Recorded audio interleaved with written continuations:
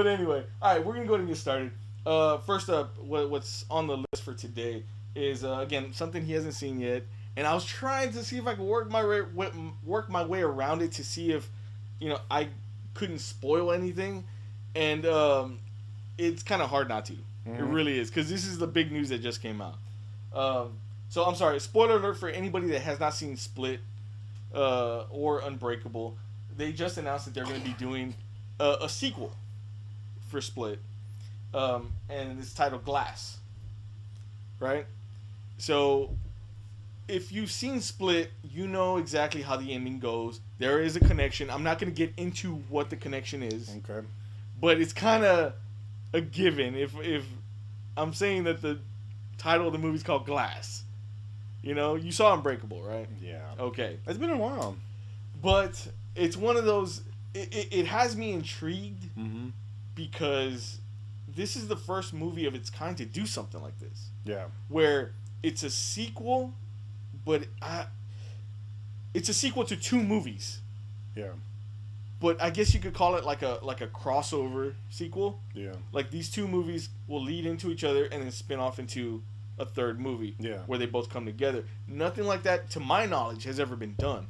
And that has me really like intrigued about it. I was like, M. Night Shyamalan has had he's had a lot. What a twist! I know. He's had a lot of like downer type of films, like films that just didn't hit. You know what I mean? Mm-hmm.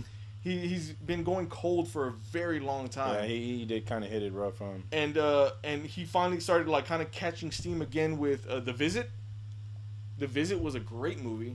Hey, what's up, Bluray Dan? What's up? The Visit was a great movie. Love that movie.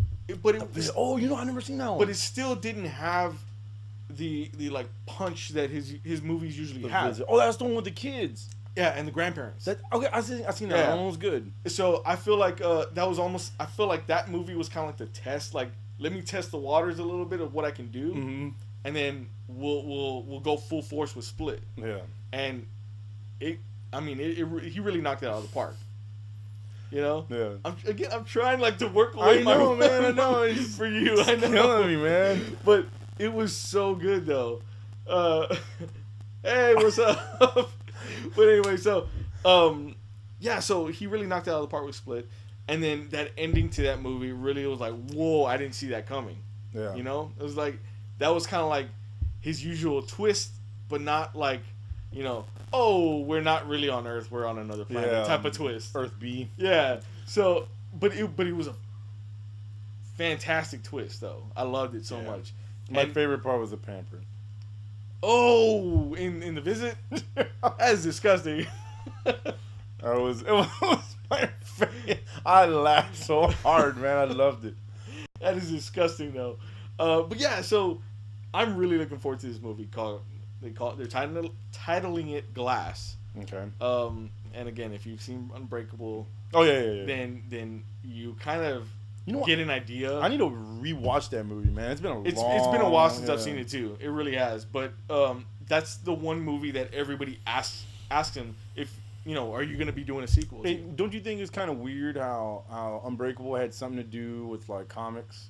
Yeah. And then Split as the guy that was Xavier and comics, and now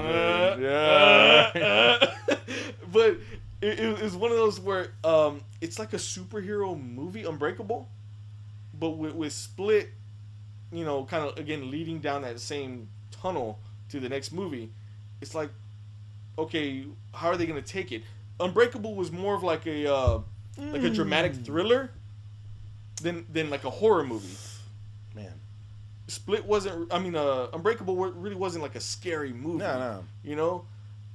Split, on the other hand, had it was a thriller, but it was like a horror thriller where it had its horror elements mixed in.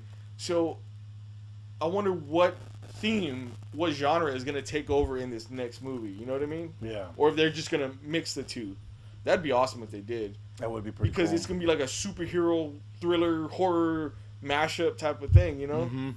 Now, at this point, I've always been the type. I've been a Shyamalan apologist over the years. Is that what y'all call yourselves, David? Yes, I'm the lead member of that group.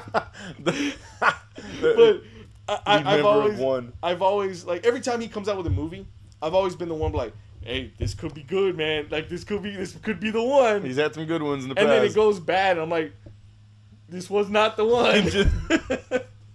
Like I just walk out. No, I'm the Homer meme where he walks back into the bushes. That's me. But yeah, it seems like he's getting his stride again. Yeah. You know, and he's had some time to think about exactly. But as long as he keeps up kind of the momentum that he has right now, I think he's gonna put out movie after movie again. Yeah. You know, that's great. As long as he doesn't do like a sequel to The Sixth Sense or mix that one in some way. What was that other one? The Village. I never saw that one. It was good. I know what I liked it. I know what happens. Yeah. But I never. I watched it after I knew what happened. Oh. Yeah? So yeah. So I was like, okay, I know what's going on. So it took, I guess I was able to view it in a different way when I first saw it.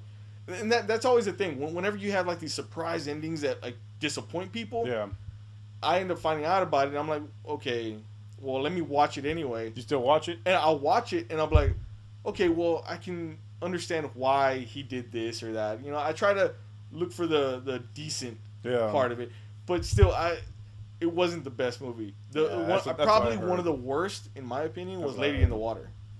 Oh, you know, I've never seen that one either. That one I didn't dig. That's the one with the wolf, right? No, that's the one with the mermaid monster thing in like an apartment complex in the pool. It was weird. It was so strange. But yeah, I mean, I think he's on the right track again. So hopefully this goes, you know, he's like an adult, like Goosebumps. Kind of. R.L. Stein. He's like he's like the R.L. Stein of our time, I guess you could say. Goosebumps.